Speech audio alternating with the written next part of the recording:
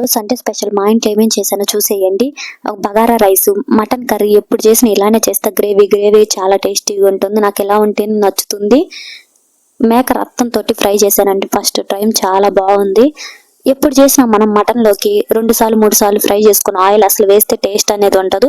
ఫ్రెష్గా వేసుకున్న ఆయిల్ చాలా బాగుంటుంది. ముందుగా ఒక 2 టేబుల్ స్పూన్ ఆయిల్ వేసుకొని ఆయిల్ బాగా హీట్ అయిన తర్వాత ఒక బిర్యానీ ఆకు, 2 ఇలాచి, 2 యాలకులు, ఒక చెక్క, వెల్లుల్లిపాయ రెబ్బలు వేసుకొని చాలా టేస్టీగా ఉంటుంది. పచ్చిమిర్చి, ఉల్లిగడ్డ వేసుకొని ఫ్రై అయ్యాక అల్లం వెల్లుల్లి పేస్ట్, టమాటా వేసుకొని బాగా మగ్గించుకోవాలి.